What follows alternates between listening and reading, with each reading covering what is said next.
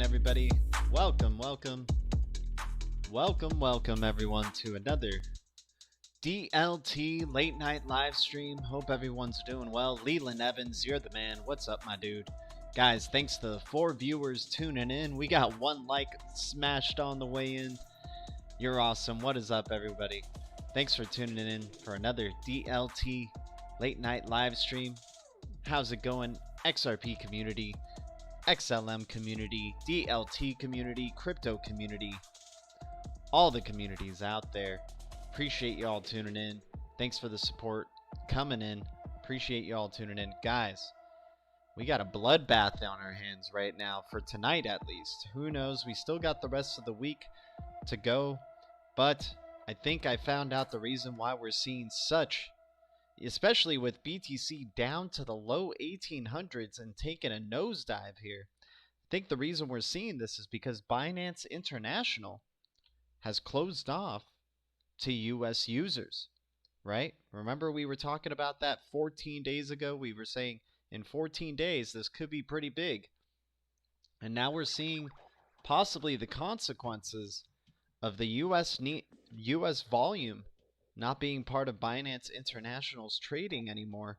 I wonder if we're going to see some more blood to come in the days to come. This is a very interesting development that we're seeing here. And it just goes to show that, you know, we don't really, a lot of people are focused on just a few exchanges in this space, at least the massive people like using Binance International. They like using Coinbase. And then there's kind of everything else, right? You do have Kraken.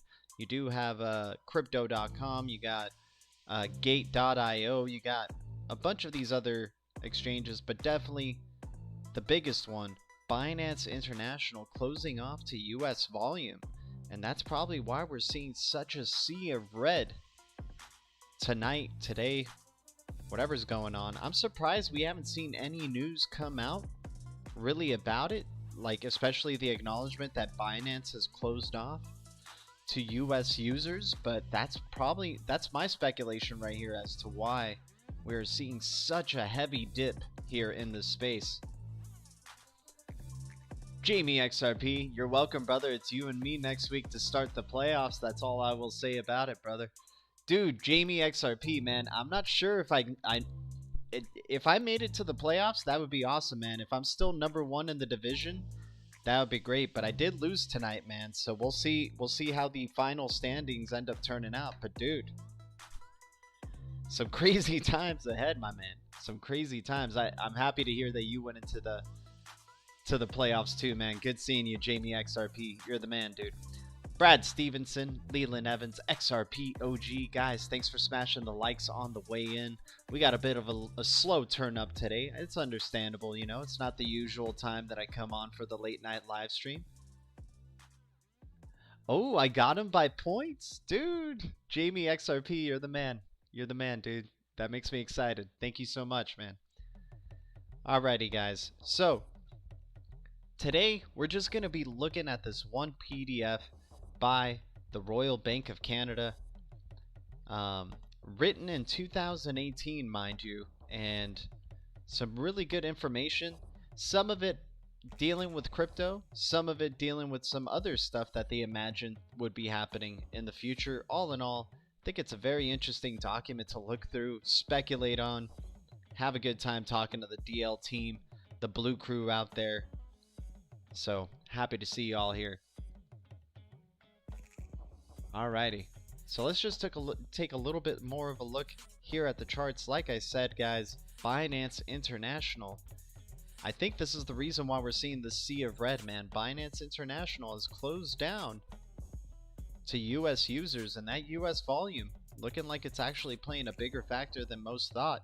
And remember, there's people in the crypto space who kind of, you know, there's some investors out there that are the set it and forget it type of people, right? Where they buy their crypto on the exchange and then they just kind of don't look at it until they hear things about it. For example, if they buy Bitcoin or if they buy Ethereum or XRP or Litecoin or something, the top 4 or 5, they kind of just buy it and then they just don't look at it again, and they expect that when they hear something about, oh, Bitcoin's back at all-time high or has surpassed all-time high, they could just go smoothly back onto their Binance app and then see their crypto and then try to withdraw, right?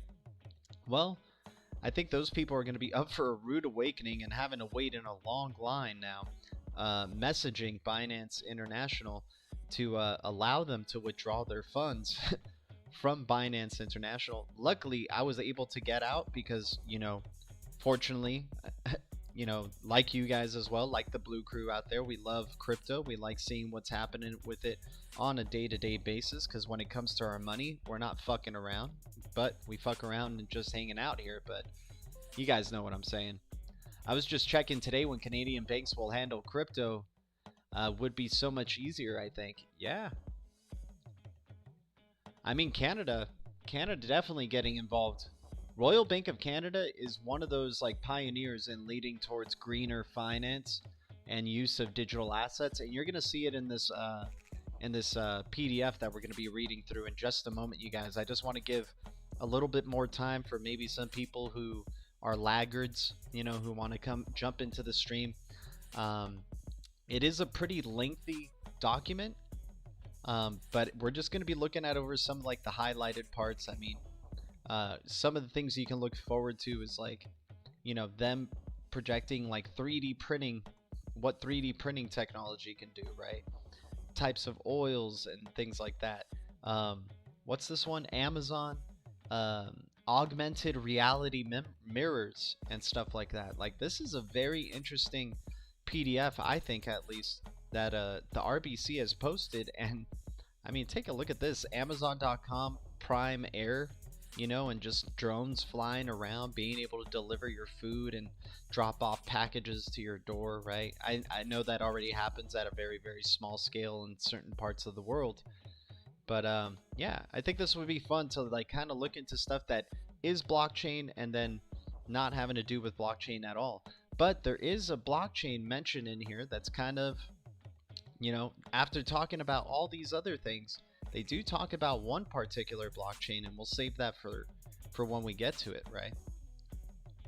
I mean, it wouldn't be too hard to guess which blockchain it is if you follow this channel, right? Perfect Staples, Sharpie Genius, you know it, man. What's up, dude? How you doing? Good to see you. Guys, thanks for the 7 likes. Thanks to the 10 viewers. And you know what? I'm going to reward y'all. Let's just get into this PDF.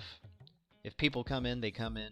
So on and so forth. But appreciate y'all. And guys, once again, we hit 1,700 subscribers on the channel. That is amazing. Thank you guys so much for the support. It's been a long journey for sure. Streaming for about 3.5 years. And you know, this channel's just been all over the place, and it's going to probably be going into different areas as well. And we're just growing here, and appreciate all your support, because it's always streaming for you guys. I'll never ask you guys for your money.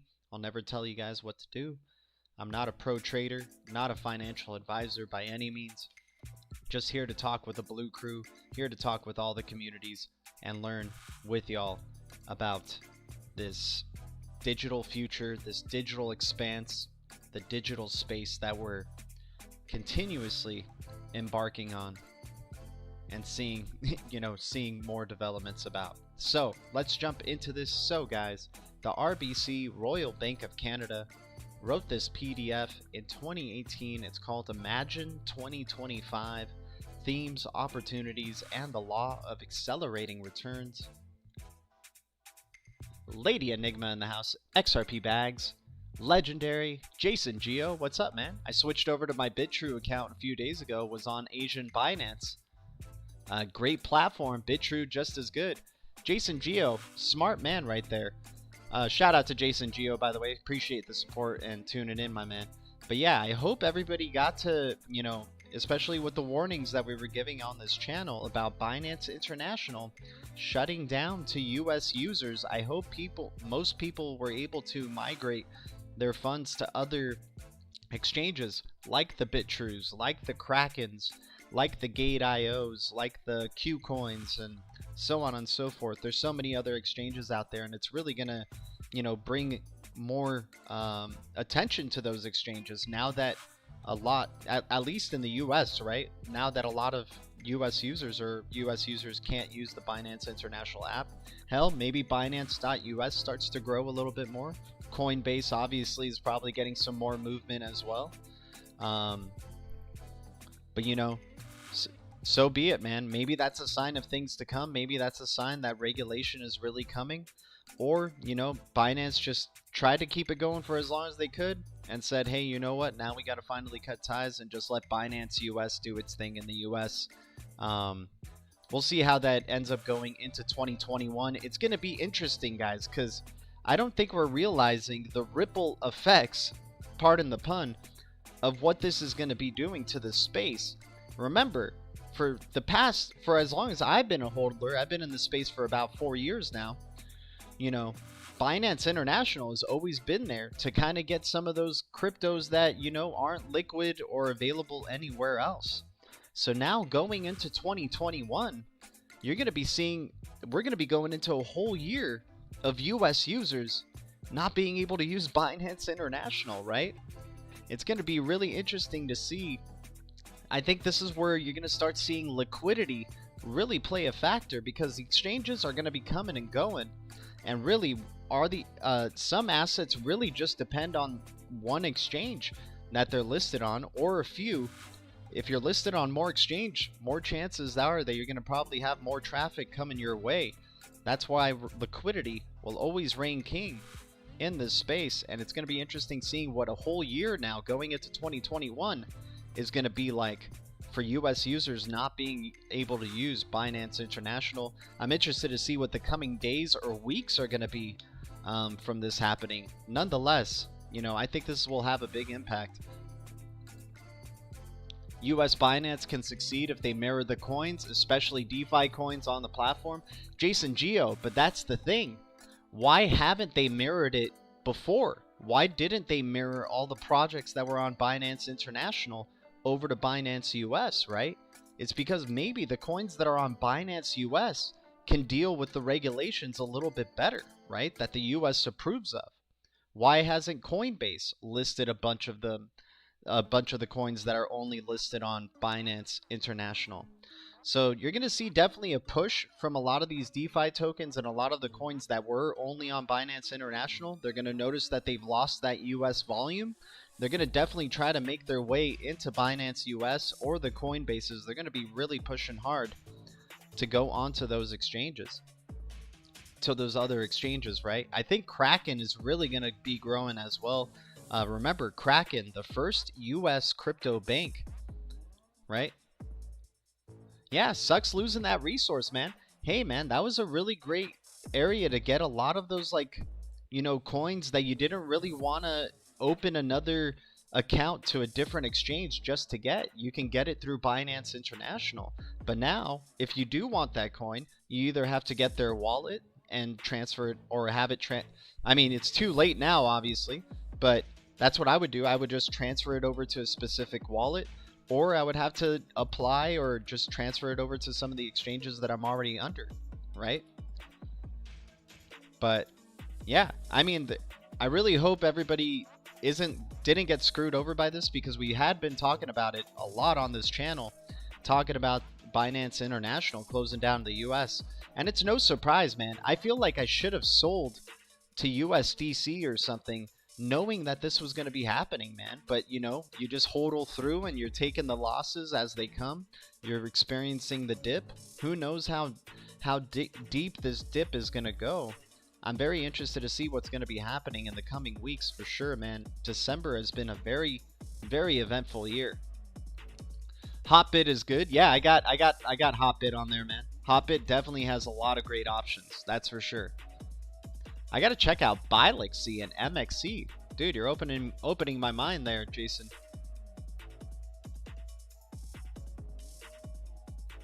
Yeah, future Spark Whale. Moved all my stuff to Atomic Wallet from Binance. Yeah, there you go. That's how you do it. Yeah, man, wherever you guys... I'm just happy you guys were able to migrate your stuff out of Binance International into wherever you guys decided to migrate it to. It would suck to just be in this waiting line of, because Binance customer service is going to definitely be packed with people who are just like set it and forget it, or don't really pay attention to crypto news as much. And I guess that's what's the advantage for us, right? Even though it's a slow to the crawl type of process in terms of price action, because we're crypto people, we like to see the prices every single day, but at least we get to see the news every single day and get prepared for certain events just like this. I mean, look at this, guys. It's a sea of freaking red. It's kind of crazy. All right. But anyways, without further ado, I appreciate everybody tuning in. We're catching up now with the viewers are starting to come in, which is great, guys. Appreciate you guys hitting the likes on the way in and the support. You guys are all amazing. And shout out, by the way, to XRP Bags releasing a new song on his channel, man. I'm excited for to listen to more of Moonshot 1.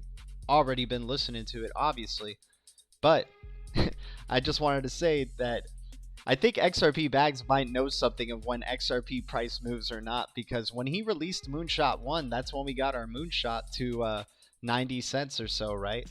And when he released on July 4th around that time, that's when XRP started he released another album around July 4th, and that's when XRP started moving. So hopefully he can go 3 for 3 and Moonshot 2 whenever he releases that, man. Hopefully some good price action could follow with that. I don't want to jinx it, but you've been pretty good in harmony with that, man. Aaron, what's up, dude? I finally got the email, and that was enough to get me to move out. I've been on Binance since 2018. So Jason Geo, they emailed you about it? Like, when was the email? Did they email you days before? Or was it like weeks before? It'd be interesting to know, like, that type of stuff. Like, when they informed people that, hey, you should be, you should be moving out, migrating out of Binance, man. It's such a shame, but it's going to be very interesting to see this new year come along without US users on Binance International, right? And where are those US users going to go? I mean, personally, I would think that maybe at least a quarter or less will say, hey, screw Binance. I don't even want to get Binance.us. I'm just going to go look at some other exchange and buy the cryptos on there, right? I think this gives a big advantage, personally, to the Upholds and Coinbases of the world, especially Coinbase. Ethan Beard today in the Global Investor Conference as well announced that that Coinbase will probably IPO within 2021. He was calling that to happen, so we'll see what ends up going on there with Coinbase. Yeah, yes, the email was last week. Okay, right on. That's good, at least that they gave you a week to do it. Crazy stuff, though. Alrighty, guys. So without any more delay, let's get into this Imagine 2025. It's not all about blockchain, but definitely interesting perspective here from the Royal Bank of Canada. Let's check out who was part of this report, right? So let's see. Okay, sorry guys, I had this. Okay, so Royal Bank of Canada, along with, let me see, ambitious 6-month study of global drivers of parabolic change. Our work highlights the pervasive impact of technological innovation, but also contextualizes this with non-technological change forces such as population growth, climate change, urbanization, resource shortages, and evolving workforce.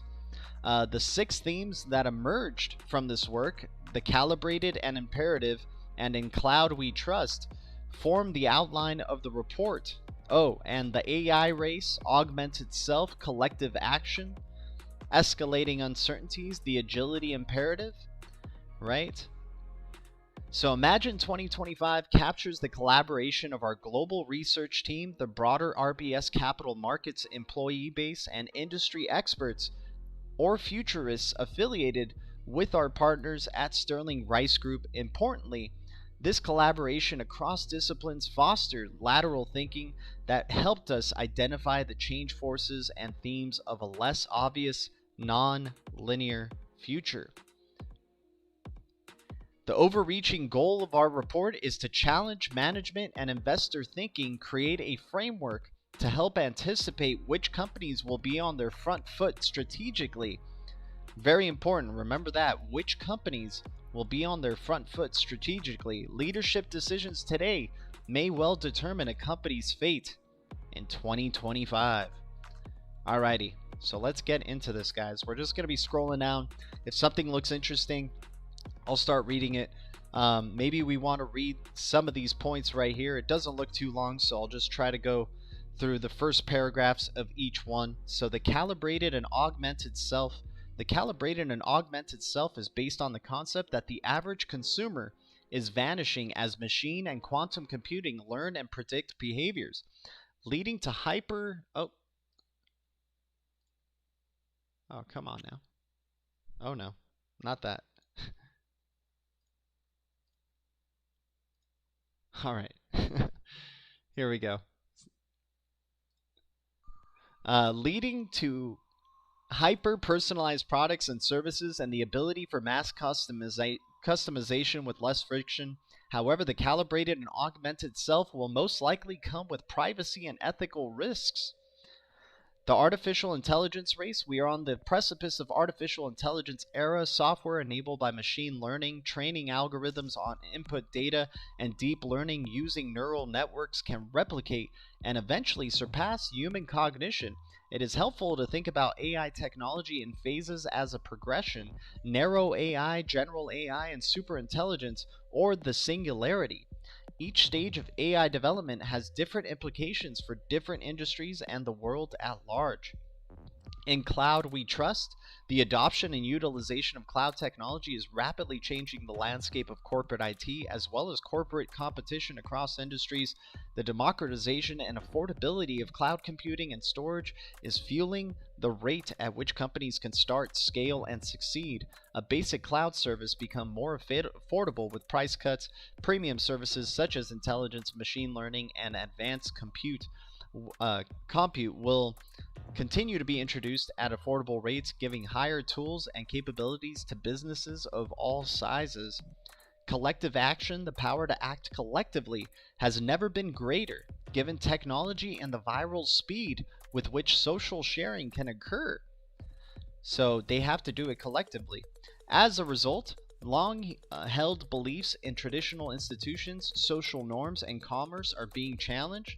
As a result, we believe that the pace of disruptive change will accelerate, but also believe increased collaboration between historical adversaries could increase as incumbents seek to partner to survival via self-cannibalization and disruptors seek change at scale. Escalating uncertainties, even as we struggle with staggering amount of change, we can envision a future where this change goes parabolic, making our present concerns seem quaint, heightening uncertainty and expanding the list of threats and challenges posed to the world's nations, institutions, and corporations. The sheer scale of change has significant economic, environmental, and resource considerations. We have already seen the shoots of violent extremism and economic and political nationalism as nations react differently to shifting societal realities. As we look forward, we see the potential for two paths: an adherence to the post-war tenets of globalization, inclusion, and joint solutions, or a hard turn towards nationalism and isolation in all of its forms. These uncertainties create the opportunity for innovative solutions to global conflicts and resource allocation, but equally increase the potential for a fragmentation of global institutions, military, economic threats, and a chasm between the haves and the have-nots. The agility imperative is based on the increased need for companies to be flexible and able to quickly adapt to the societal change forces. An asset base and existing brand equity will no longer be enough to carry companies through changing times or to sustain dominance and relevance in a category. In fact, it may lead to their extinction. Companies will have to change their structure and cultures to become and remain agile, to compete and succeed.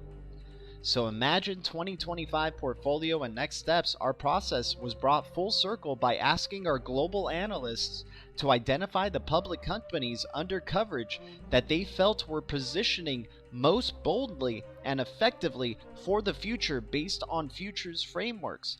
The result are Imagine 2025 portfolio. I just got to open this and look at that in a second. Over the coming weeks, we release companion products including tier sheets and or tear sheets in each sector, identifying summarized drivers and challenges along with deep dive sector reports deconstructing the topics we discuss for each industry. So illustrating the powers of future study, Kodak's case study, right? Looking into the developments of technology. 1872, you had electricity. Years until mass adoption was 46 years for electricity to get mass adopted. 1876, 35 years for the telephone to get mass adopted. Radio, 31 years. Television, 26. PC, 16 years. Mobile, as you can see, guys, mass adoption of newer technologies happens quicker and quicker right here. The PC 16, mobile phone 13, the web 7, iPod only took 4 years, Facebook 3 years, iPhone 2.5 years, and so on, right? In terms of megabytes per second for your normal iMac in 2012, look at that shift in the next 5 years to the newest iMac. You went from 239 or 479 megabits per second to now in 2017 2810 megabits per second. And before we continue moving on, I just want to catch up with the chat, so I just want to see what you guys are saying, if you guys are enjoying this type of stuff. Guys, thanks for the 20 likes. You guys are amazing. Rotson, what's up, dude? How you doing? Ms. C, good to see you. Funky Fresh in the house. What is up, Funky Fresh? How you doing, man? Yep, exactly. Service ticket. Dude, there's probably going to be a lot of people with the service ticket for assistance, man, and that's going to take a good while, I think. I would think at least. Oh, you have it all on BitTrue for the Spark Drop? Nice, Jason Geo. Cool, man. GZ, December 12th was the date for participating exchanges. If you have it on a ledger, you will have till June 11th, 11th of June 21. Cool.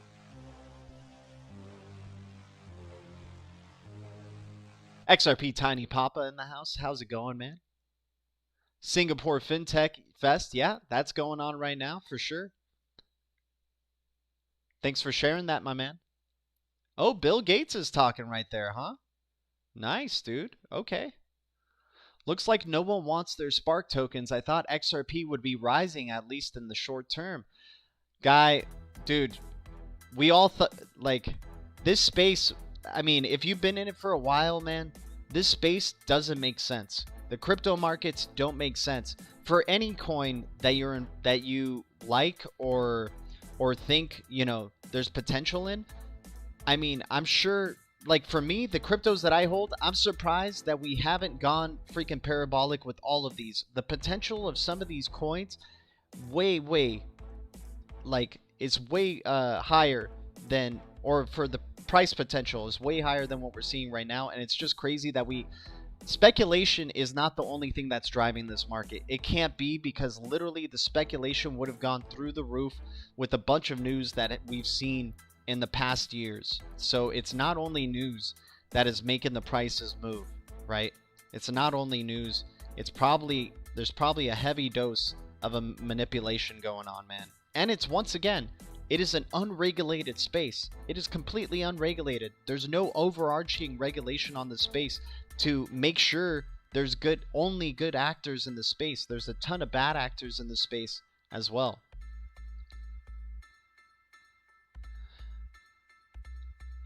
Whatever they say, go the opposite. I know, but there's a lot of contrarian investors out there now too. And so, you know, are there contrarians to the contrarians now? Because, like, I feel a lot of people, like, try to play the contrarian game, and it's like, at the end of the day, you just got to go, or at least I would just go with what has the best fundamentals at the end of the day, and what has the best chance to be enduring for a long time, what has the most liquidity, what has, you know, what has potential to be around to 2025, right? So, because this space doesn't make sense, man. The prices for a lot of these tokens, whether you're into XRP, XLM, VeChain, I know a lot of people aren't. It's funny, a lot of people are very impatient when it comes to XRP, but when it comes to VeChain, people are just, like, always positive about VeChain, but they never say, "Oh my God, I can't believe it's not at $1. This must be a scam," or anything like that, you know? It's crazy the amount of hate XRP gets for not moving, but a lot of these other cryptos haven't moved either, man. I've been waiting. What the heck is that? Oh, okay. I've been waiting with HBAR at 3 cents forever. And you know, it looks like I'm going to probably get some HBAR at 2 cents now, or 1 cent. I've been waiting at HBAR forever at 3 cents, man. And the potential that one has, and it's not gone through the roof, you know this market is bullshit, man. It is totally unregulated and not only running off of speculation. And that is the problem that happens when you have a majority of the billions of dollars in this market only going through one coin, right? Look at that. Look at that discrepancy right here between Bitcoin and just everything else. $337 billion. BTC dominance is increasing 62%. When it was real altcoin season back in 2017, man, when it was the big time altcoin season, BTC's dominance hit for the first time below 50 cents. Right? So we can't just trust what we're seeing here. We got to do the research. We got to see what companies are really trying to just move forward and grow despite this, and which companies can endure dips like this, right? Because I'm sure right now some low market cap coins are probably going, no, right? That they lost that US user base from Binance. And maybe there's some cryptos that are only listed on Binance International, and now no US users can get access to them, right? Oh, I guess I can't see what their portfolio is. Dang it. Alright, but let's continue forward. So, let's see. So you got some quotes here from some doctors and things like that. Okay. So the calibrated and augmented self is a concept that the average consumer is vanishing as machine and quantum computing learn and predict behaviors, leading to hyper-personalized products and services and the ability for mass customization with less friction. However, the calibrated and augmented self will most likely come with privacy and ethical risks. We believe companies that can balance personalization expectations and privacy demands with a clear stand on ethical boundaries will be the best positioned to succeed. Right? So from mass to me, catering to the masses, this was the business model enabled companies to provide goods and services to a generation of baby boomers. But now they're targeting customers that are typically... Oh, give me a second.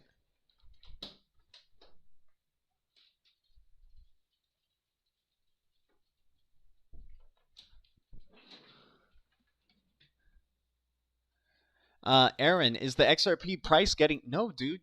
It's Binance International closing off users from the US, man. And, you know, I mean, look at the price of BTC. Look at the market cap for BTC, man. If BTC goes down, a lot of these other cryptos start to go down as well. It's still only led by speculation. It's not a utility market yet. It's not regulated. It's still in its infancy. And in the infancy of this market, you're going to see great volatility, right? And until we start seeing trillions of dollars in this market, that's when you'll probably start seeing these cryptos at more stable and obviously, hopefully, higher prices.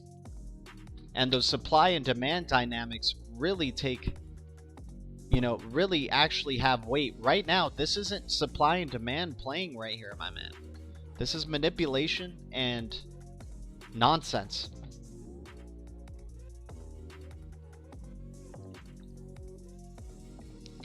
Rotson, peace out, my dude. So, but I'm not going to tell you what to do with your crypto. I'll never tell anybody what to do with their crypto. And I know I'm a big time XRP guy and a Ripple guy. I'll never shill it to you. I'll tell you a lot of information about it. I'll tell you a lot of information, but I'll never try to make you feel like... I'll never say, man, if you don't have this or if you don't have this, I don't know what you're doing. I'll never do that.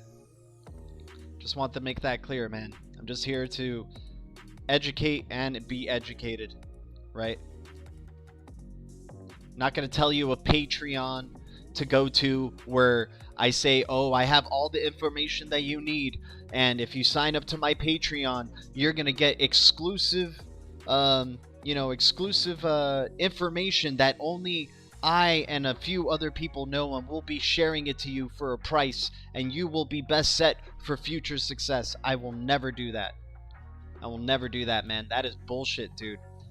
Because I personally think anybody who's offering a Patreon, telling you if you join their Patreon and you will make money, I think that's like not especially when it comes to crypto, man, I would be very careful.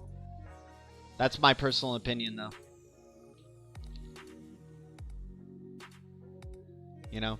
Because really they've done, like, you guys see the amount of research I do on this channel, and I imagine you guys do a shit ton of research on your own. These people, these crypto YouTubers, we're all on the same, like, we're not getting access to, like, for example, when I try to log into their portfolio here, right? When I try to log into the portfolio for Imagine 2025 portfolio to see maybe what projects they invested in, they're asking me for a corporate email. They're asking me for a LinkedIn account or some sort. They're asking me to log in, probably through specifics. I don't think there's crypto YouTubers out there that have these behind the closed doors access, unless they're an amazing hacker or something, right? Oh, what the heck happened there? No. Give me a sec.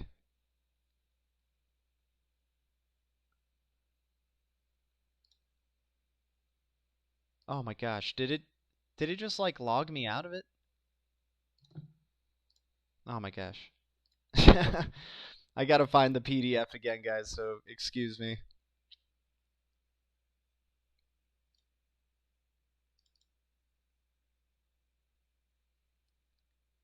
Oh, I just have to type down Imagine 2025 anyway. It's all good.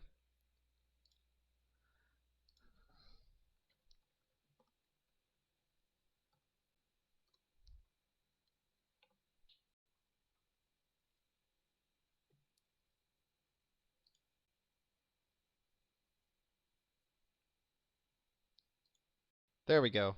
Back to it. So yeah, man. I would never ask you guys for money, man. I would never, like, I'll take donations and stuff like that, but I'm never going to be like, you know, telling you, "Oh, I have some great information that I can only tell you through my Patreon, so you have to pay me $100 a month to get that information." There's a lot of people trying to take advantage of people in the crypto space and their ignorance. Yeah, crypto is tricky. There's no one way to do it. Exactly. I mean, I posted... We'll get back to this article in just a second, but...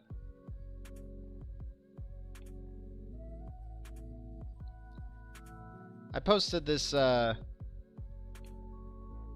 this thing, man. So, so this is based off, like, some Buddhist parable, right? So, one can't just say by only touching one part of an elephant that you know the whole elephant. So this is how the truth is. You only know your perspective of the truth, which is personal experience, and never the whole, because you're never outside of yourself, right? So knowing this leaves one open to communicate with the others, collaborate, to hear other truths, and then maybe you can still... You won't ever get the whole truth, but at least you can maybe start expanding your mind to maybe your perspective of the truth isn't the only one that exists, right? But it is the only one that exists to you, right? Personal experience is definitely very important. I would never discount personal experience. But to say that this is the truth above all truths, and if anybody else tells me otherwise, that it's different, then they're wrong, then you're just closing your ears, right? You're not listening. You're not listening to outside of yourself. You're not willing to expand that truth, right? And that's what we're doing here together, man. I'm just touching one part of the elephant and telling you guys what I see. You guys can tell me what the other part of the elephant that you're touching and what that's like in terms of crypto, in terms of whatever, right? So... Alrighty, guys. So, Adidas Speed Factory leverages 3D printing technology to create customized sneakers. So then you can see a little preview here of what their sneakers look like, right? Or what the machines look like when they're creating these speakers, and it looks like they're just 3D printing these. An example of mass customization via 3D printing called Smile. One company that has been using 3D printing for decades and has succeeded with a custom product on a mass scale is Align Technology, the company behind Invisalign, the clear orthodontic aligners. Currently, the company produces over 200,000 custom-made aligners per day. In the last 7 years, the company has dramatically increased its market share, patient reach, and physician reach. Its stock price has increased over 1,000% since 2011. However, as we move forward, we believe this process will become cheaper and faster. Beauty products, the 50 Shades of Beige. One driver behind customization will be necessity born from diversity, the diversity of the consumer and the diversity proliferation of choice. Two approaches to these challenges are to curate and to customize. So, Shiseido-owned makeup brand Bare Minerals meets the diversity of the customer through the customization approach. Launched in 2017, the company's app, Made to Fit, allows users to create their own perfectly custom liquid foundation in just a few minutes. While custom foundations are not a new idea to those who remember the prescriptives makeup counters of the 90s and early 2000s, this is a more precise method done at home, driven by technology and made possible by the advances of in-phone camera quality. And this is a little window.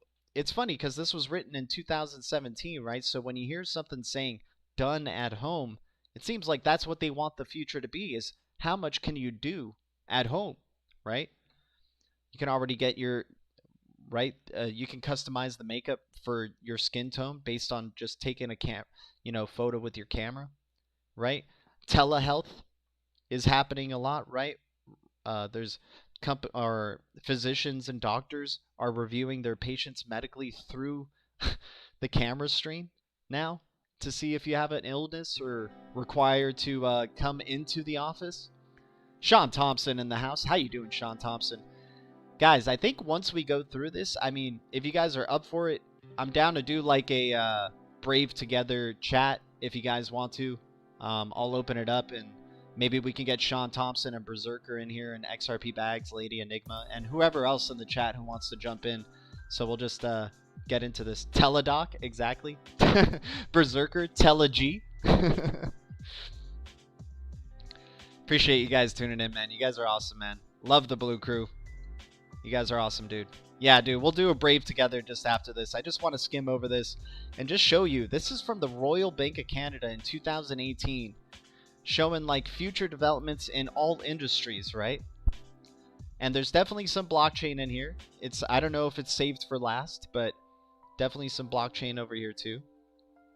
So the changes over the last 5 years or so, the retail landscape could pale in comparison to what could be ahead in the next 10 to 20 years if augmented and virtual reality, 3D printing, voice assistance, hyper-personalization using data, artificial intelligence, and drone deliveries, among others, have more mainstream adoption in retail industry. Right? And look at this reimagining retail journey in 2025. Do you want to leave your house today? That's the first question you would ask.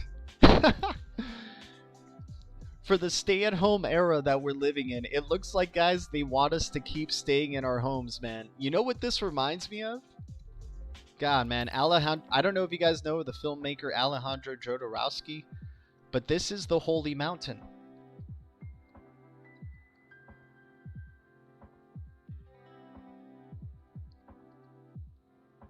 Let me see if they got this.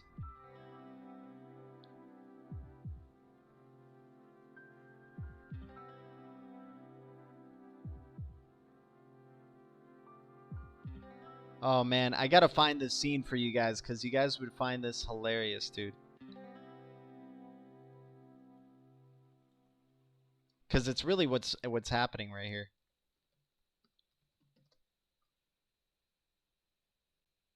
Oh, here we go. The architect from Pluto, right? Alright, so it's a trippy film, so just gonna move forward. Look at this. I don't care if I get copyright for this, man, because this is worth it, so.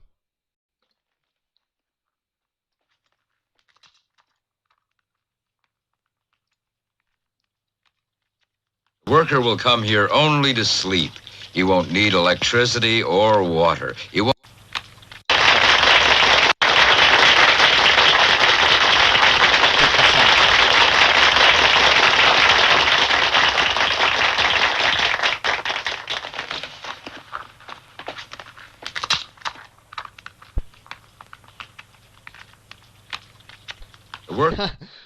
A man doesn't need home. He just needs a shelter.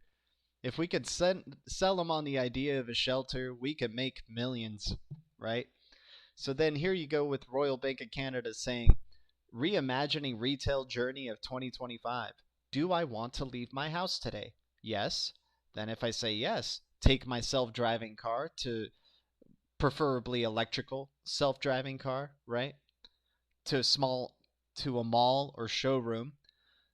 Put on VR goggles to guide me through the store, showing me inventory, prices, as well as product information. My avatar has been built using my measurements, thus no need to go to the fitting room. I'll walk out of the store as my virtual wallet already made the payment. I expect drone delivery to my house within the hour. While on the couch, I put on my VR goggles. Oh, okay, so if I decide to not leave my house, it would go, while I'm on the couch, I put on my VR goggles. I direct my voice-activated assistant to search for an outfit for my upcoming outer space vacation. I don't like any of the available colors, so I print out a bright purple suit on my 3D printer. Right? Yeah, Berserker, this is real, dude. This is from the Royal Bank of Canada. This is a PDF from the Royal Bank of Canada, dude. Oh, sorry for blowing up everybody's ears with that little piano in there. But yeah, I know it's a little crazy stuff, man. I definitely want to do a little Brave together and have a dialogue with you guys, like, and see what you guys think, you know, vocally after I get through this. I'll try to get through it quick. All right, so augmented reality in the store, right? 84% of shoppers suggested that they use a digital resource before or during their visit to a store. With smartphones now, you know, now du jour in the consumer's reality, the opportunity exists for a retailer to provide a customized and personalized experience for the shopper from a store navigation instructions, right? Avatars as the digital dressing room. Amazon recently acquired VR tech firm Body Lab, which aims to use 3D impressions of a person's body to predict size and measurements. This technology... Oh, this gets trippy. This gets very trippy, dude. Check this out. Which aims to use 3D impressions of a person's body to predict size and measurements. This technology suggests that the traditional argument in the name of stores, customers like to touch and feel the product, could be under assault, as technology could assist in size and fit selection along with giving a customer a sense of what he or she can look like in an item. We've seen simpler versions of this technology already, such as Warby Parker allowing a user to get a sense of what a pair of glasses will look like on by uploading a picture on his or her face, right? I'm sure some people have already done that, right? Where you try to see what a specific glasses or hat would probably look like. In December of 2017, Amazon was issued patents that include an augmented reality mirror.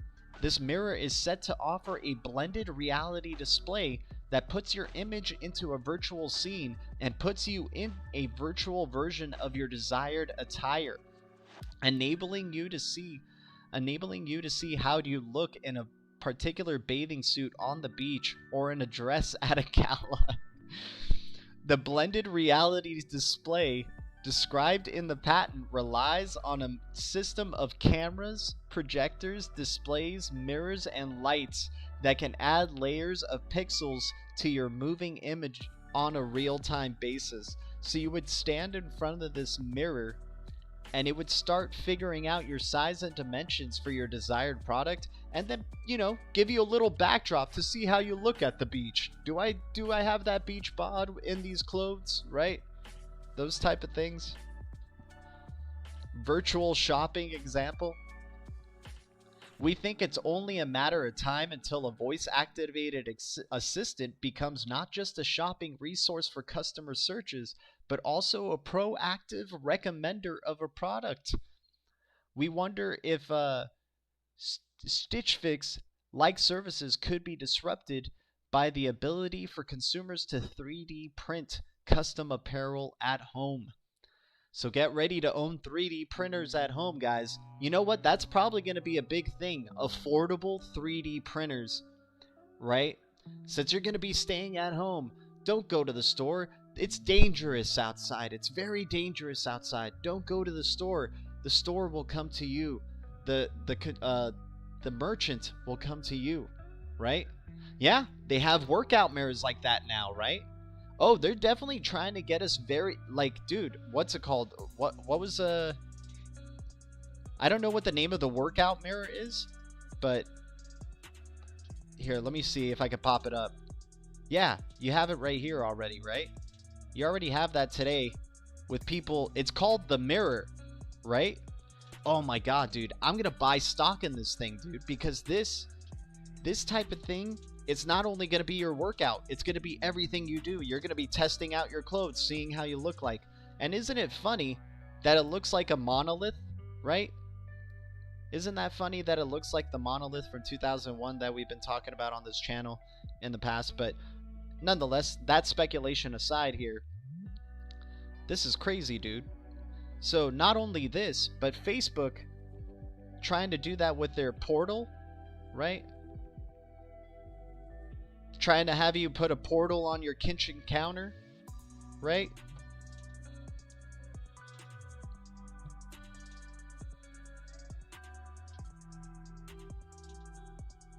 What's up?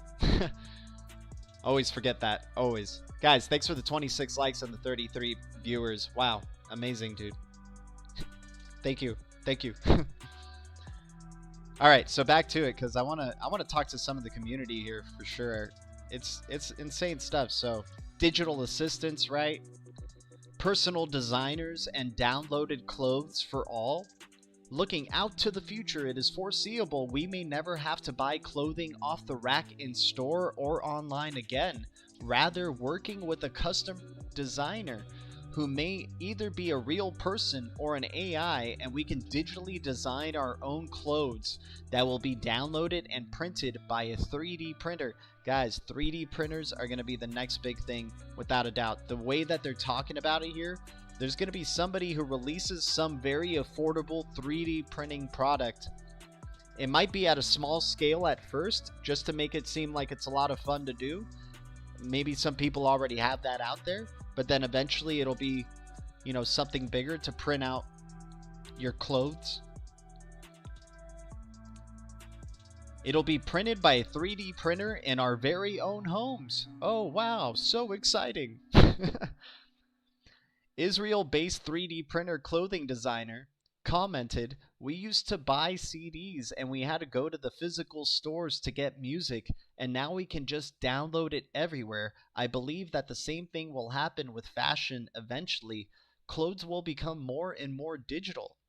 Oh, just wait until they can 3D print your food for you, right? Like they'll just have like some food, they'll say, "Oh, you could 3D print this specific type of protein and it can make it taste like anything." Right? I don't know if that's going to be the case, but you guys get what I'm saying here, right? It's just print everything at your home. Everything at your home, the technology will be there. It'll have cameras, it'll have mics ready to listen to you, and anything that you decide to do and you say, "Hey, I feel like wearing this today. I feel like doing this today. I feel like talking to this person." Right? It'll provide.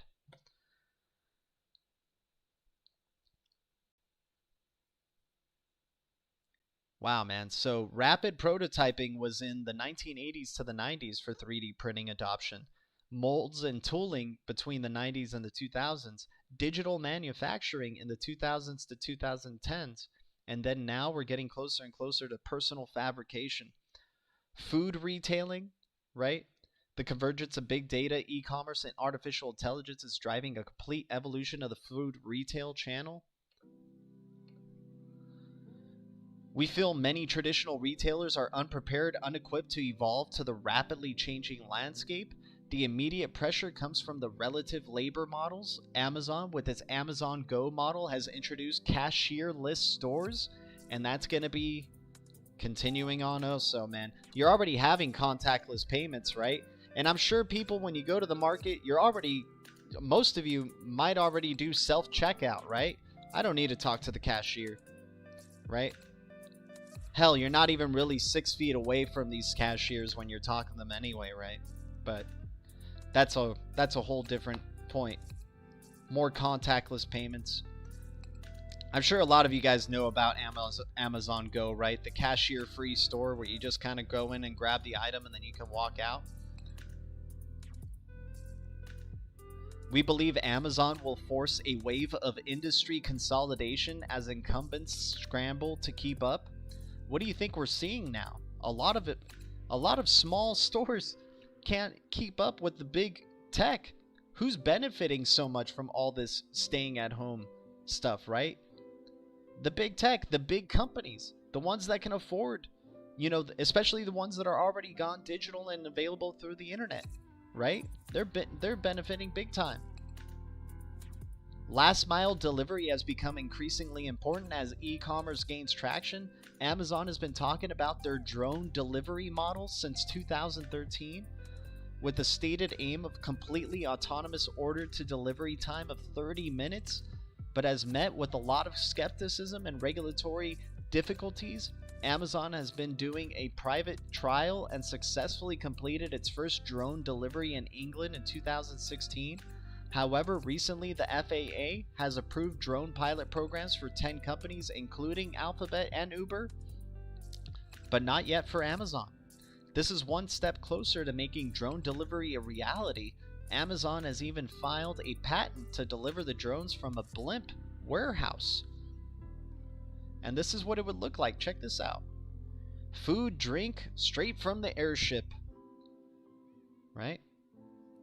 Flying warehouses called airborne fulfillment centers. Airships should be flown near sporting events, or could be flown near sporting events or festivals where smaller drones could be released, delivering goods such as food to souvenirs to customers below. Right? I wonder how that exchange is going to happen, though, right? Because, like, you know, some people are going to want to fuck those drones up, right? I don't know. It's going to be interesting. Yeah, Berserker's like, what the hell is going on?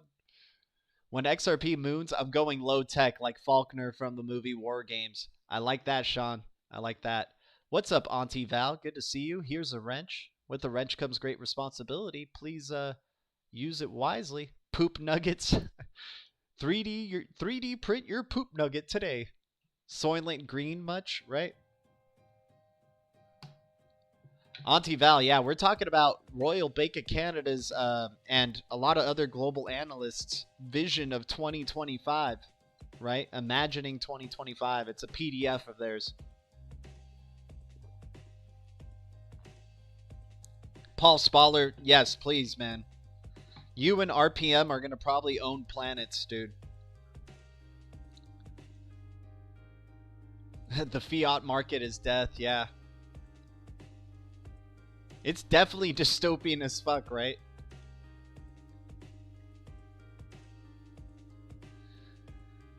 Alright, so the most sophisticated players, who do you think these sophisticated players are, right? The Amazons, the Ubers, the big tech people, Googles.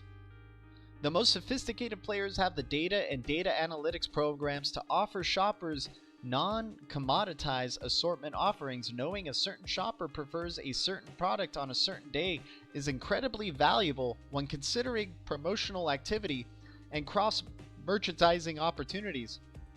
Frankly, much of the food retail space cannot tie a person to a basket.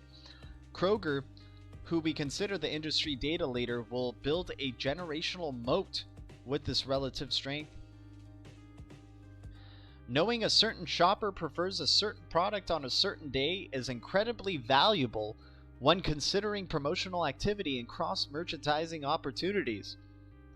Using data analytics, Kroger is able to learn many aspects of its customers stay relevant, right? Tracking your clickstream data, your mobile data, location data, everything about you data. Man, by the time that this even starts to come to life, they're going to already know so much about you. They already have all this data that we're giving them right now today, right?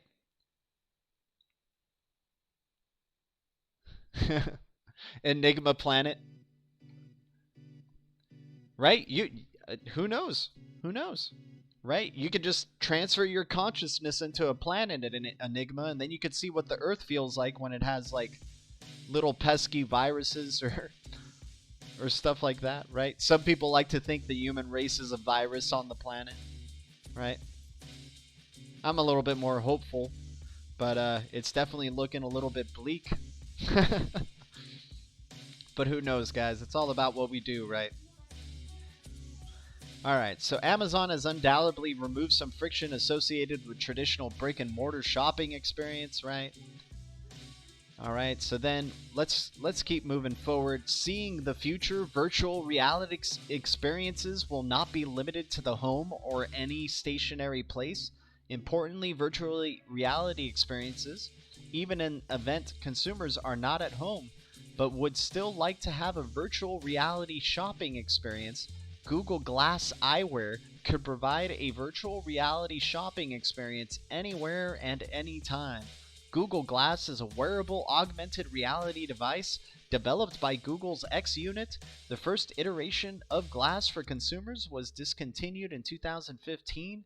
However, has been targeted for business where it has gained traction as a device that increases efficiency, accuracy, and savings. Users can access apps, manuals, and training videos with instructions, all while keeping their hands engaged in their work. The technology has been tested and adopted by companies such as Boeing, GE, Volkswagen, and DHL, where it has shown positive results, including increased worker productivity. Right? You know what? I know a lot of you are probably thinking, dude, this is like some Black Mirror shit, right? Well, guys, how do you think Black Mirror even came to be, especially with that high-end production value that it has? It was produced by these bigwigs, man, by the big studios, these guys that have all the money, that are into, join the same parties, join these same rooms with a lot of these big techs, right? I'm sure. And they release shows like Black Mirror. Sure, it makes you afraid of the future, but they're telling you exactly what they're doing. They're going to make it want to seem like it's less frightening, right, when they do provide it, though. Somehow they're going to have us demanding this type of thing, which is crazy. They're going to make the world so that we end up demanding these types of services. And they're going to be like, oh, we didn't make you do it. We didn't make you, want to 3D print everything at your house. We didn't make you do that. The next phase of content creation is likely to fuse data and analytics more directly with production. Think forward, we could see analytics not just inform content decisions, but be part of a feedback loop between viewership data and entertainment creation processes. One day we might all wake up to your daily show, an individual video short that simultaneously understands us, amazes us, challenges us, informs us, and connects us to areas of our interest. Jesus Christ, oh my God. Did you guys see that? So they're basically saying productions that you'll end up seeing, movies that you'll end up seeing, TV shows that you'll end up seeing will be formulated to your interests, to what you want to see. Right? I mean, obviously they already recommend films that you want to see, and they have data analytics of like, oh, a majority of people like watching these type of movies. But now imagine you have your own personalized TV show that you can watch through all the data that you've given them of all the type of stuff that you like to watch, right? You could put any actor in there because CGI is just going to be so damn amazing and human-like. Hell, I want to watch Humphrey Bogart with Angelina Jolie and blah blah blah in this film and stuff. Crazy, dude. I don't think this is only in Canada, my man. They said global. They're global researchers as well. It's just not only Canada, but it's released through Bank of Canada's Royal Bank of Canada's PDF. I'm sure there's a lot of other people that have this, man. Oh, Mr. TJ Michael, dude, you gotta run it back, my bro. You gotta run this back. there's there's a lot of good stuff in here, but I mean, do what you will. But yeah, dude, this has been a whole PDF by the Royal Bank of Canada talking about imagining 2025, right? So another thing, visit the Great Wall in VR goggles, right? Or hell, it'll probably just be what's it called, like contact lenses that you just put in your eyes, and it'll be digital that way, and you can just see crazy digital things that way.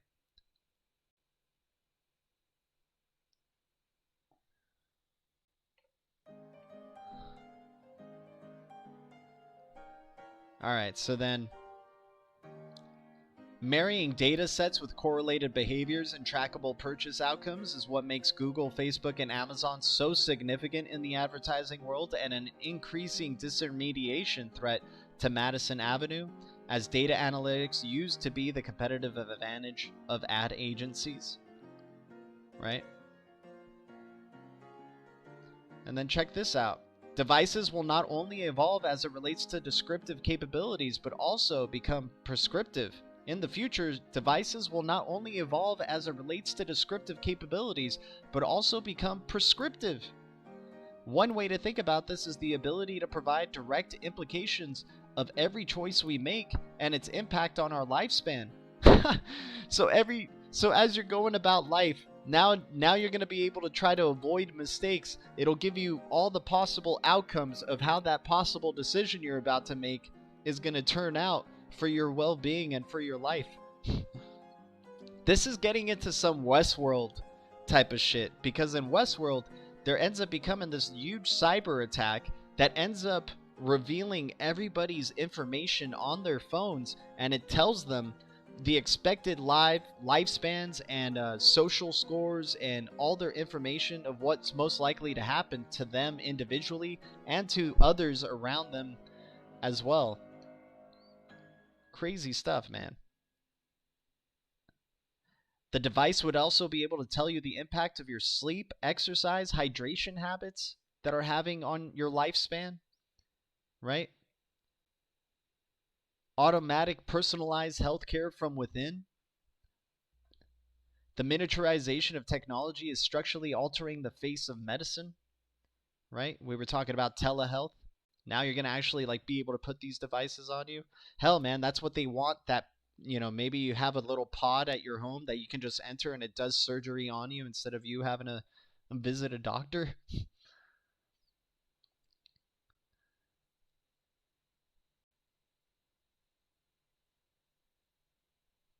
Wow. So then eventually you would have, look at this. So how this would work, patients take a pill which has been modified to contain an edible microchip. After the pill is swallowed, the chip is activated by stomach fluids, sending a signal to the patch on your arm. The patch contains a receiver which decodes data about the drug. Receiver transmits information to mobile, telling patients when the next dose is due, and provides other health data. So you're going to have the machines in your body telling you, oh, you should probably drink more. Oh, you should probably do this more. Oh, you should probably eat this right now. So not only outside of you are you going to have all these suggestive type of things that are going to be, impacting your body, they're going to want to get inside your body as well, just the whole round, right? With a computer already in our body, it will not be too much longer until that computer actually dispenses medicines directly into our bloodstream.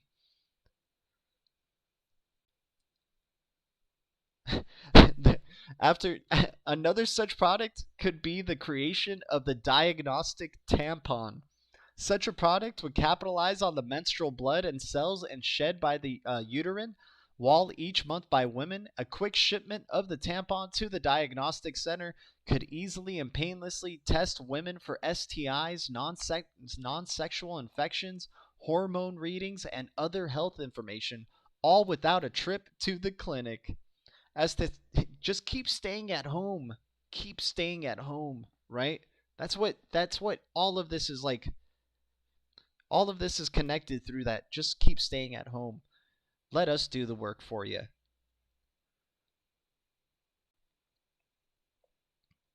The implications of more accurate and less costly genetic testing will have significant lateral implications for industries outside of healthcare. In the future, hyper-custom and personalized diet options will not be a premium option, but a baseline expectation. In the future, so manifestations of this are already apparent as a Aravel, Day 2, Vitagene, vitamin packs, and Suggestic. And while these companies and their technologies are interesting on their own now, we expect these are products that could and can and should become features driven by big data, AI, and utilization of existing technology. One example becoming increasingly popular today is Habit, a startup that received $30 million in investment and creates customized meal plans based on a consumer's genetics. Habit engages consumers in a two-step process. The consumer drinks a Habit Challenge shake at home and takes 3 blood test samples to send back to the Habit lab. And Habit uses the test results to assess how the consumer's body responds to food and develops an easy-to-navigate eating plan accessing through the Habit app. And there would be your nutrition plan right there, right?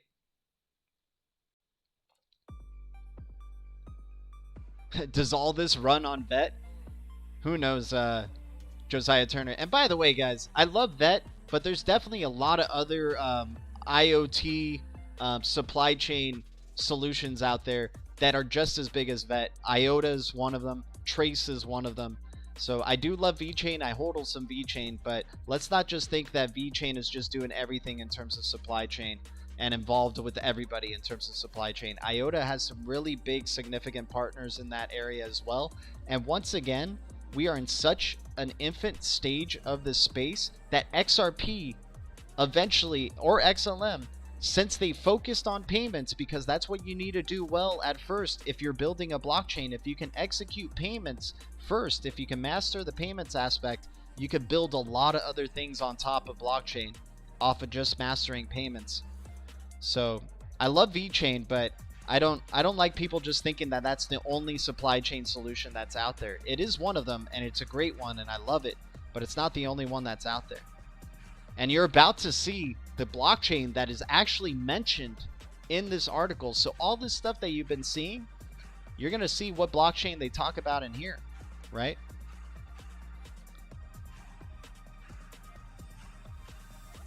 So, but rather than having a personalized diet plan sent to your door, why not have it 3D printed at home?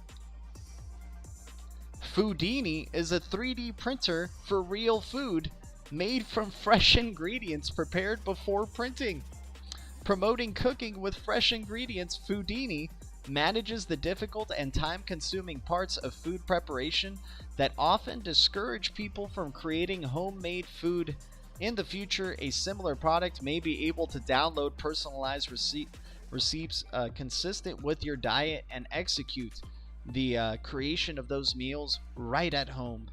Rather than having a personalized diet plan sent to your door, why not have it 3D printed at home? And guys, we were just talking about this. Foodini, a 3D food printer. Unbelievable. A new human growth hormone? What? Crazy. Assuming Moore's Law is at play, scientists will be able to create every human body part in 40 years, effectively artificially creating a human. Prosthetics may become the new steroid of the future. Consumers may look to voluntarily replace, without cause, natural limbs, blood, or organs with superior custom-engineered substitutes.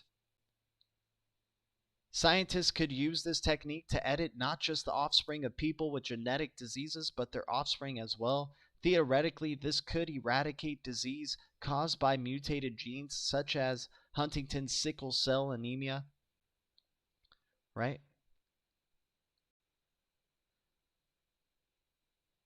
Children for one and all? Test tube babies? In the more distant future, a technology like this could become the first step towards full ectogenesis, enabling families to grow their children outside their own bodies, so to save women the pain of childbirth.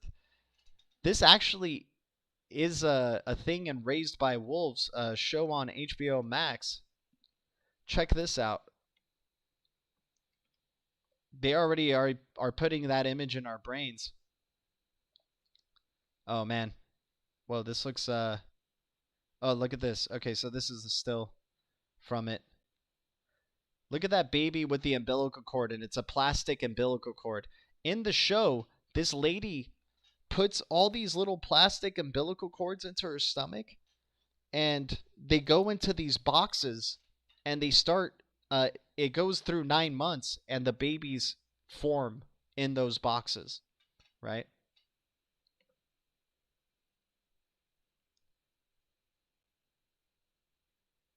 There's, yeah, complex ethics issues as well, right? So then let's keep moving. AI, narrow AI, general AI, right? Sort of like AGI type of stuff. They don't mention AGI in this article, though, which I thought was interesting. Didn't bring up Singularity Net at all when they were talking about it.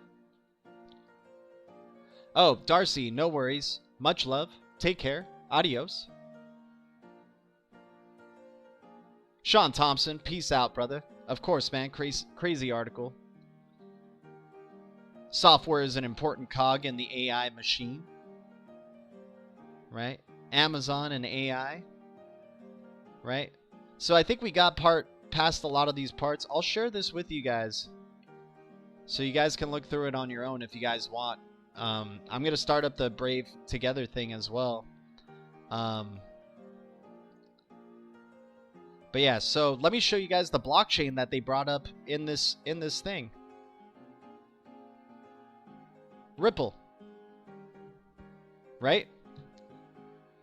Traditional remittance providers and banks dominate the market today. Consumers predominantly use traditional channels, including commercial banks, retail money transfer operators such as Western Union and MoneyGram, or online transfer providers such as TransferWise, PayPal, or for C2C transfers. Blockchain addresses pain points. We believe that blockchain addresses the pain points of the remittance industry by reducing intermediaries and costs with greater transparency. Ripple created an open-source peer-to-peer decentralized protocol with a network of participating financial institutions, RippleNet, and a series of individual technology solutions, including payment processing, xCurrent, liquidity support, xRapid, and payment access, xVia. While not necessary, this was in 2018, mind you, so this is when all those products were all together. While not necessary for xCurrent and payment processing, we believe that it's helpful to use the complete solution as an example of how blockchain could disrupt the remittance market, including the use of XRP and its corresponding ledger. Give me 1 second, guys.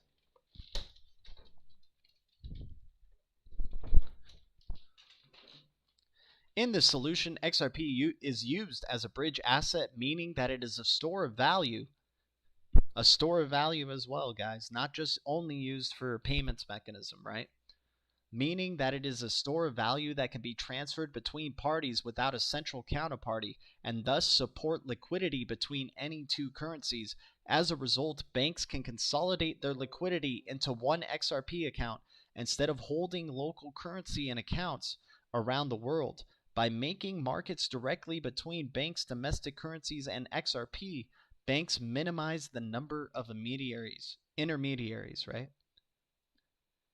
So look at that. Cross-border transfers through the Ripple XRP ledger, all the banks connected to it. At the center there, you got XRP, right? RippleNet, with or without XRP, offers transparency of Forex rates and fees before the transaction is originated and can reduce the cost per payment for financial institutions,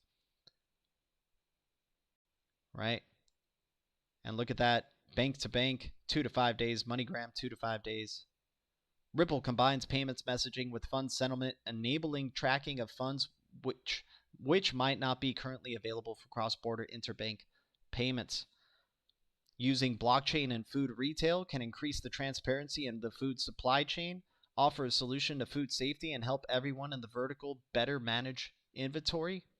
The food retail vertical is very fragmented, making shared databases very difficult. Blockchain can allow retailers to aggregate data from multiple distributors in one place without sacrificing competitive sensitive details, right? And they don't mention IOTA, they don't mention VeChain, they don't mention any of these other,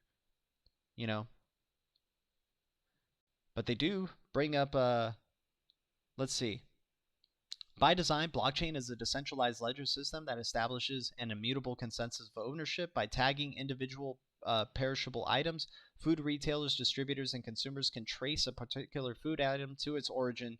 Of particular importance would be the age of the item and the chain of custody. In the summer of 2017, IBM announced a collaboration with major players in the global food supply chain to tackle the food safety issue utilizing blockchain technology. Companies include Walmart, Kroger, Dole, Driscoll's Tyson, Nestle, and Unilever. The IBM blockchain platform is available via the IBM Cloud. Ultimately, this technology should reduce waste, eliminate inefficiencies in transportation logistics, and help identify sources of foodborne illnesses. And then that's the end for right there with blockchain. And I mean, this continues on and on and on, but I want to go move on to getting on to Brave Together here. So let's hang out, y'all. If you guys want to join in and we can just wrap this stream up with a good discussion, however long it takes, we'll see where the discussion goes. But I'm going to start a video call here. Let me see, I gotta take out my camera, right? Properties, deactivate, there we go.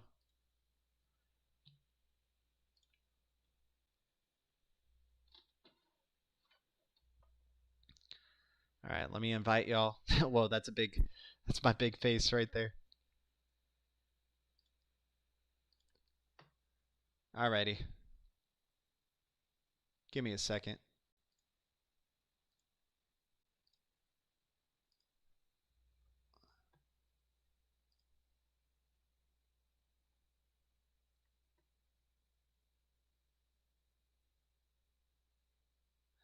Mr. TJ Michael, what's up, dude? Yeah, feel free to join in, guys. Let's hang out. Anybody who wants to join in.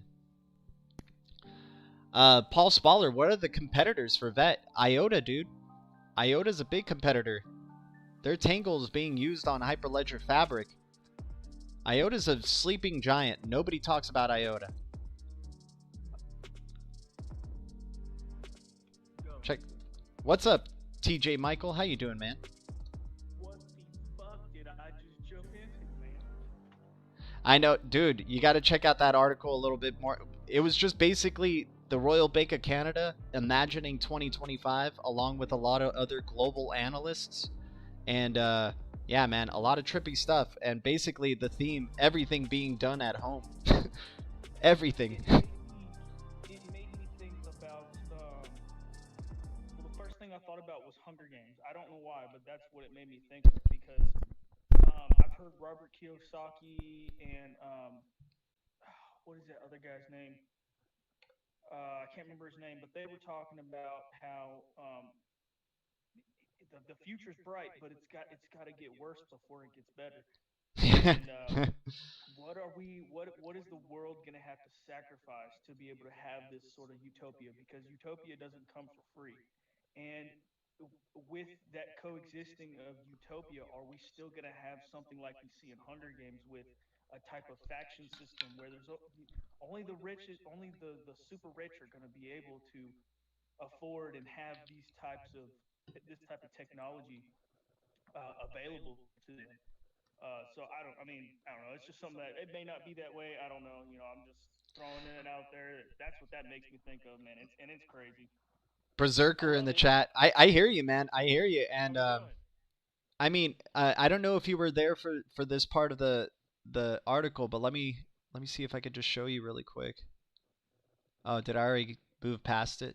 But dude, it literally had this thing where a glimpse of how future retail experience would look like, and it would show the first question: do I want to leave my home today? And then it would sprout out, yes, go in an electric vehicle to the store, wear goggles, and then experience the store, and it would customize everything to your experience. And then if you didn't want to leave your home, everything would be brought to you. And that was it. That was the only thing. XRP Bags in the house. What is up, dude? Good to see you, man. Real. Bro, but no, I'm sorry to interrupt you, G.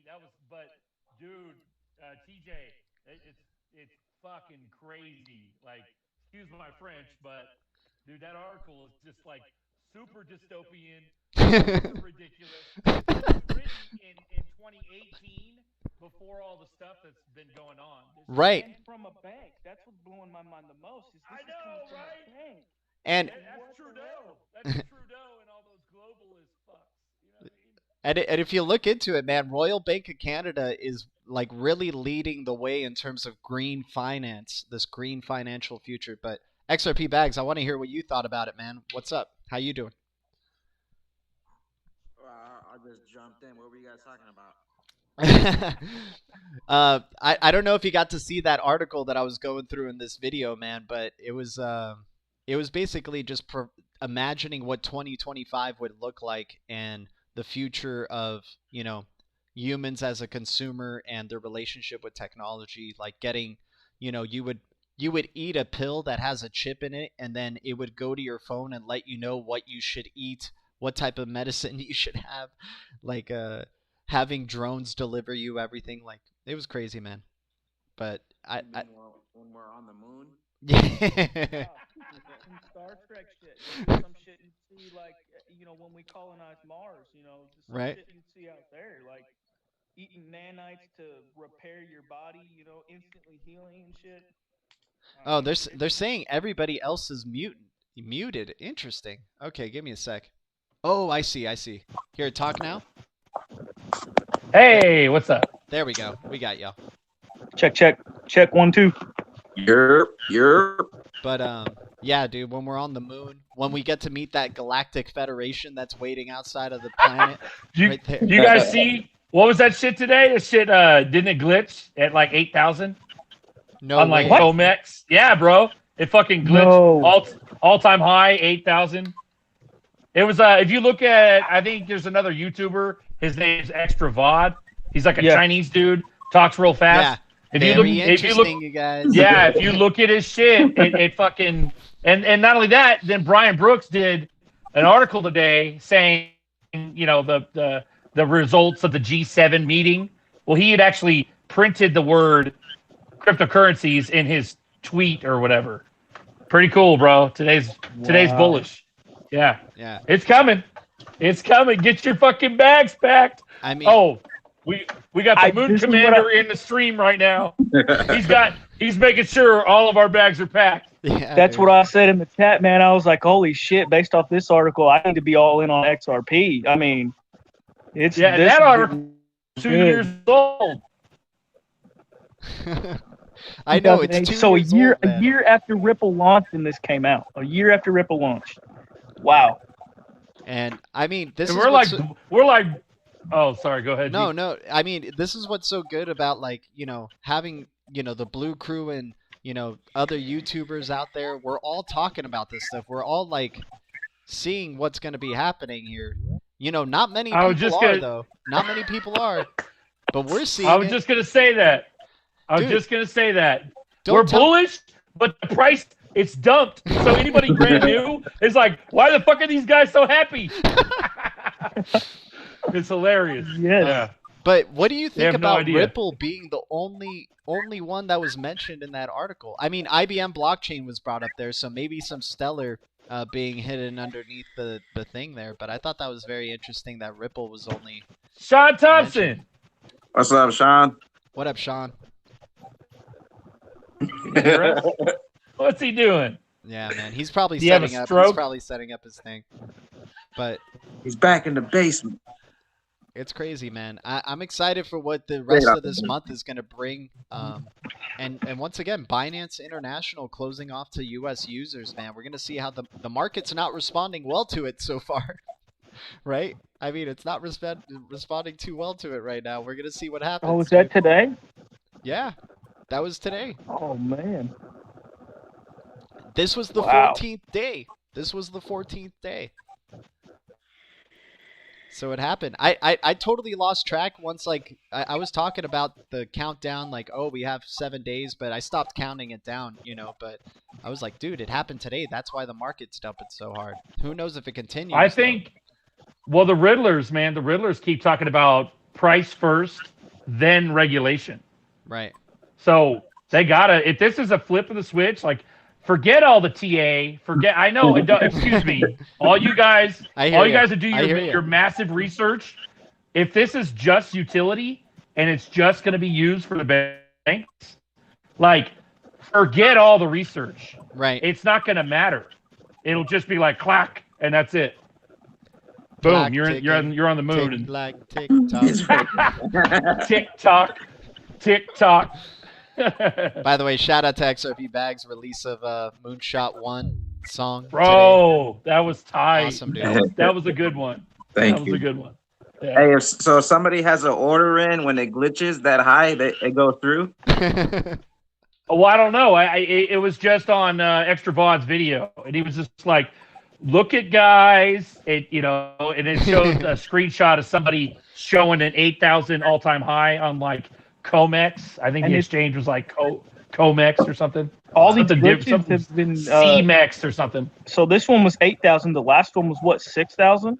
No, 50,000. Oh, 50,000 was the last one. The highest one ever was 50,000.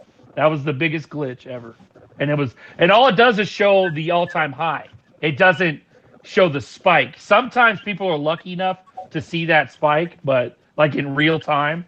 But their proof is really where they look at the stats. It just says all-time high 8,000 on whatever exchange that it glitched on. So, man, I think what I really liked seeing out of that article was them saying XRP as a store of value, because I think a lot of like people give FUD for XRP. They're like, they don't even use XRP. They just use it as a mean to get from one fiat to the other. They're not going to hold XRP. Yeah. They're not going to hold it. And then our Royal Bank of Canada, not me, is saying it's a good store of value. I'm down. I'm selling these glasses. they're going to try to fool all of us. I'm selling these glasses for XRP. No, I'll keep those. Frame those. Fuck that. You can afford all the Ray-Bans in the world. Buy the Ray-Ban company. Exactly. Sean Thompson in the house. What's up, Sean? Hey! Can you see us and hear us? Can you hear I us? don't think he could hear last time. He kept going like this. You have to download the Jitsi app if you're on Android. We see ya. We see Yeah. ya.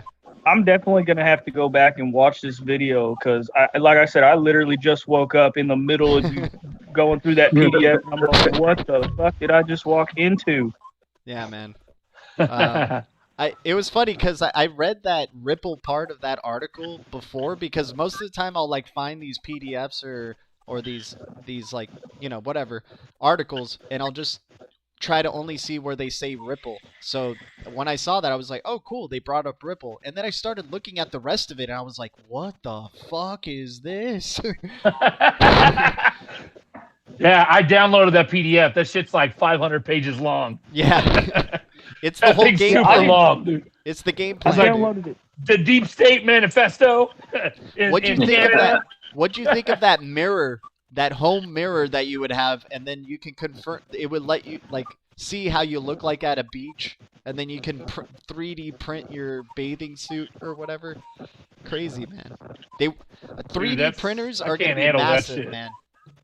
Whoever's gonna be releasing the 3D printing product, I'm gonna be buying that stock. Crazy, man. That shit scares me, man. That Amazon airship. Yeah. Fucking crazy, dude. Like, get your meal. Oh, I'm hungry, Mama. I'm hungry, Daddy.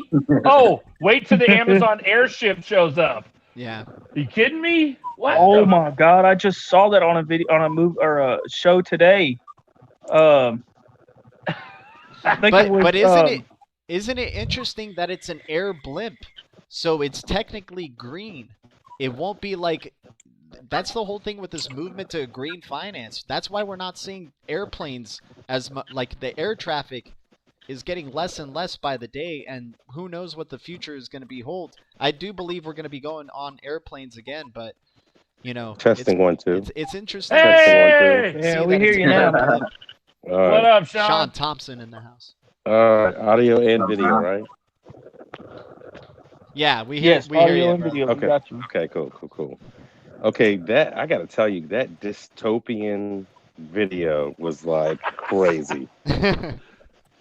I was G's like, I'm gonna gonna have to invest in the 3D printing chicken nugget 3D printers. He's gonna Dude. He's gonna invest in that. He's gonna own all of our food manufacturing. Dude, that sounded like wet dog food. Right? Remember that? You know that corned beef and hash that's in a can? Yes. Yes. It's like Alpo. Soylent Oh Green, man. God. There's a movie. Isn't this? Yeah. Oh, go ahead. I don't know if you guys have seen Hey, the wait, movie did you guys- Snowpiercer, but the people in the lower class are fed this gelatin type of food, and that's their means of protein and nutrition, right? And when at the end the guy ends up finding out that food is made out of like insects and like feces and Right. stuff like that, Right. you know? Right. That's that Train movie. That Yeah. Oh fucking God. Yeah. transhumanistic globalist garbage they tried to Yeah. shovel us like 2 years ago, right? Yeah. So G, What's up? you're talking about basically that food was called gruel back in oh crap, what was the old school movie with the There's- kid? Oliver Twist. Thank you. Can I Thank you, have Oliver some Twist. more, please? There's Can I please have some more?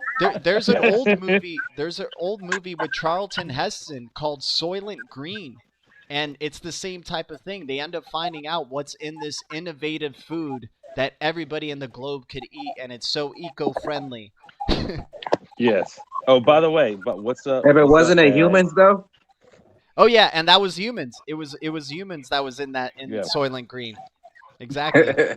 Crazy, dude. By the way, what's up, Bags? What's up, Legendary? What's up, Sean? G? What's up, Berserker?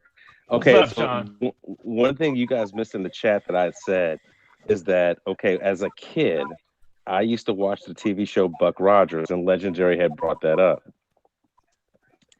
Oh If wow. you guys won't saw that. remember this, you saw Legendary saw it. Is that in one episode or a couple episodes, every time Buck Rogers was in the medical ward of the ship, Colonel Wilma Deering, actress name was Erin Gray, she had this tablet in her hand that was a digital tablet, and it looked just like an iPad. And this was like in 77, 81-ish. And you were talking about the dystopian future that was, you said Royal Bank of Canada was doing, and I was like, holy crap. I've been getting fed all this crap since the 70s, since I was a kid, of what the future was look like, and then it came to fruition. So that's like hitting me hard that the article you read, I'm like, oh my God, all this shit might actually happen. Yeah. Yeah. And that's freaky. That's super freaky. I mean, we're seeing the steps towards that, which is weird. I mean, that Holy Mountain clip that I showed you where the guy says, if we can convince them, or if we can sell them on the idea of a shelter, they won't want a home, you know? We can make millions if we could sell them on the idea of just having a shelter. That's why I think that's why personally Screw that's that. why we're going. Screw that. Well, I agree, but that's why we're going through what we're going through right now. Is because the last string of like human, organic, natural, wholesome life is now, and this is the battleground, Right. and that's why we're going ham right now.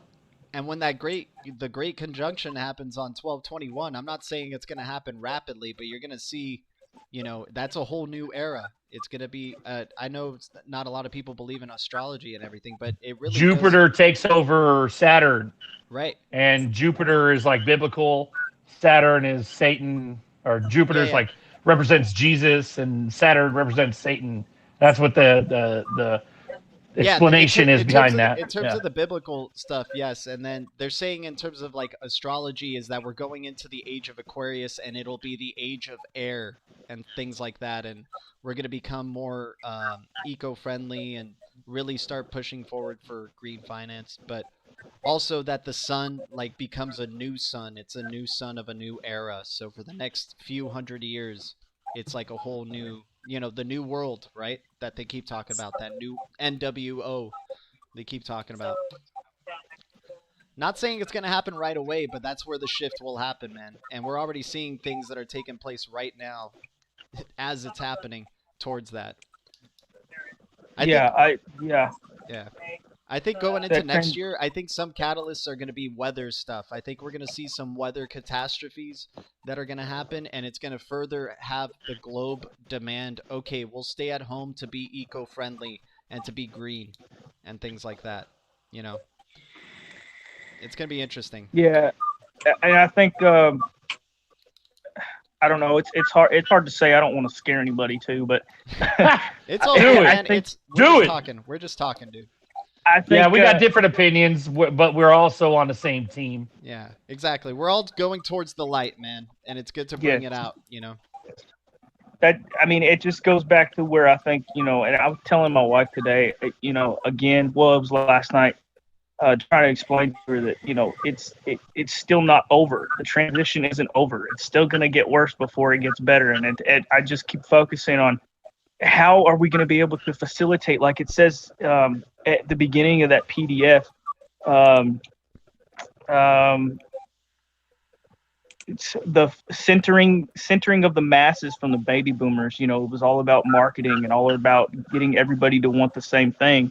But how do we customize that to where everybody has the availability to everything? And for some reason that makes me think of reduced population size to be able to facilitate and make everything available to everybody. So I don't know. And then you got coronavirus just slowly killing people off, and I don't know. I'm in a hole, you know what I mean? So it's crazy. It's crazy. Yeah, No, listen, guys, I'm gonna have to head off here in a minute so I can get some sleep. But the one thing I thought about when I was listening to you read the article is that they were talking about the technology advances that we could have to extend human life, whether it be replacing limbs, 3D printing, or organs, whatever. Okay, so that's a thing. But here's the problem. The globalists don't want to extend human life. They want to reduce population sizes. So in a way, to me, that's a lie, because even though they say this, we can do this or do that, it doesn't matter, because they want to find a way to reduce population size. And so I was thinking that was kind of a lie, based on the article. Yeah, dudes. Go ahead. There's a quote in here. It says it's from William Gibson, and that's where I kind of was thinking of it, because it says the future is already here. It's just not evenly distributed. So Right. How are they going to evenly distribute utopian way of living with so many people needing so much at one time? Exactly. So yeah, Correct. I agree. No, so And now you're talking about trying to extend human life. So instead of having 7 billion people, now you're gonna have 14 billion people on the planet, and that's what they don't want.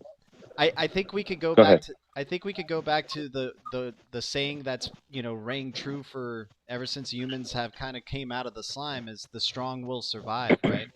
So they're Right. gonna find a way to lead it where they're gonna depopulate to the point where they have the strongest humans with the best social scores or whatever, Yep. and then Genetic engineering, growing Yeah. babies outside their bodies, picking the genes that they want to. So yeah, they want to purify the human bloodline, and to do that, you have to Exactly. eradicate the weak. And yeah, Exactly. There's only one problem with that. You can be a quote unquote weak human and grow mentally and physically to be strong. Yeah, I mean, but they're going to be able to know through the data that they receive, all the decisions you make. They'll be like, hey, he might not be the strongest, but he definitely has a very unique brain, very unique thought process, right? That we think is valuable to keep alive. So we'll get rid of his body, keep his brain and his genetics. I don't know. I'm joking on top. And use that to create a better human being. Yeah. So now I've got to reteach my kids.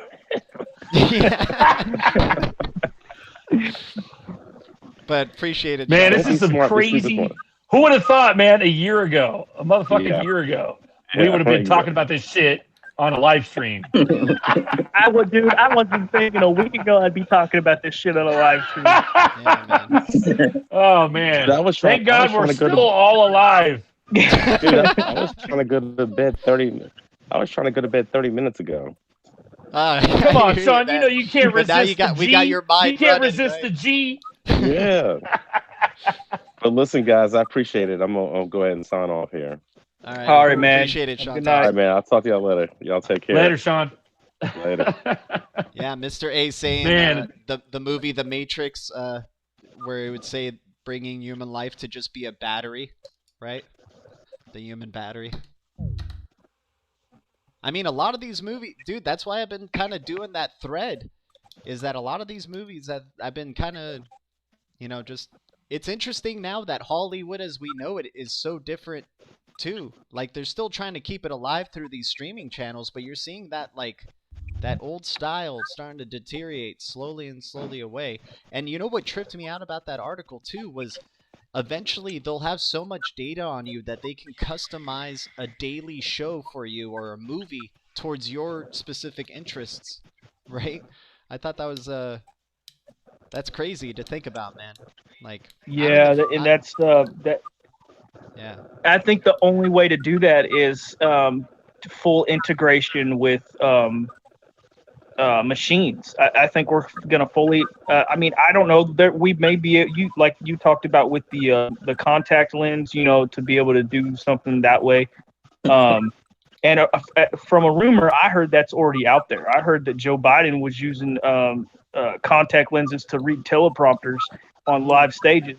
So, I mean, I don't know that technology, and we already know a lot of that technology is already out. So that may be the reality too. But thinking about like Neuralink and stuff like that, where you're just completely integrated as a machine, and man, it's crazy.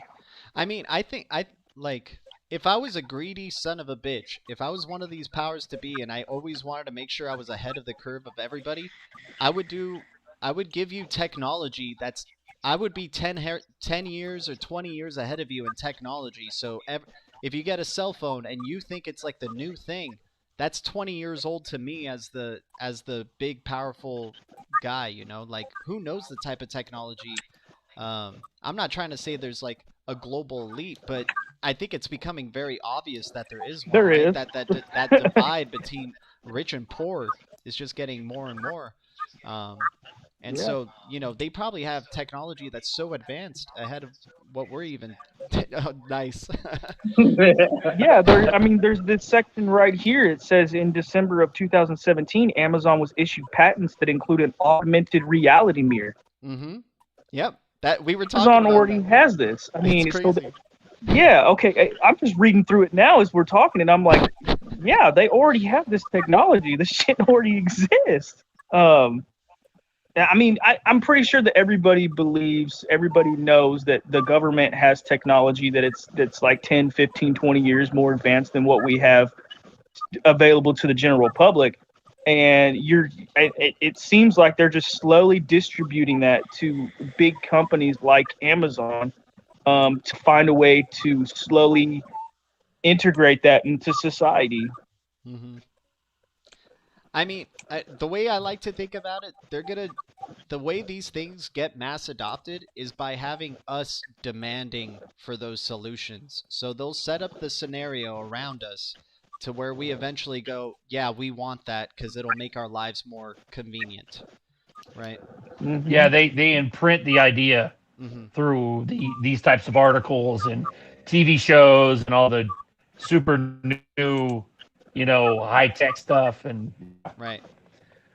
And then they'll do a it's scenario. definitely a trip, man. Like right now, what's the scenario we're experiencing? This whole, craziness where we have to stay at home. Okay, well, if we have to stay at home, at least you can do this for us. You can give us faster delivery times. Oh my God. Yeah. They have us demanding all these other things. Oh, what's happening with the elections, right? What's going on with this election thing and the whole thing about voter fraud and whatnot? They're going to have us demand that everything become transparent now, that we want to know every type of action that humans are doing in terms of when it comes to voting, and have it be, they're going to have us demand that immutable ledger, right? The one that can't be manipulated for fraud or anything like that. Yes. It's crazy. Well, I was talking to Uncle Buster awesome yesterday. Oh yeah, go on, Berserk. I was talking to Uncle Buster yesterday. We were talking about maybe them. Remember that, like the recent kind of hubbub is about whether or not we can keep our independent private wallets. and we were kind of batting around the idea of like PolySign possibly being all of our wallets from now on. Right. And that's kind of a crazy ass idea, you know. But it's Yeah. probably going to be true depending on these regulations, you know. Yeah, They're not going to want us to own our fucking crypto and hold our own keys and hold our own everything, you know. Yeah. Well, and they talked about who was I watching that talked about that? I can't remember his name, but what he was talking about was, you know, we're gonna have to have that type of security and transparency within the government and within, you know, companies and stuff, like just the world in general, to have it completely transparent. We will have to give up some sort of privacy to be able to have that, and it's going to have to go all across the board when it comes to purchasing and what's in your wallet. And then the whole banking, the whole wallet thing, I think they're going to solve that by, honestly, I think they're just going to make it illegal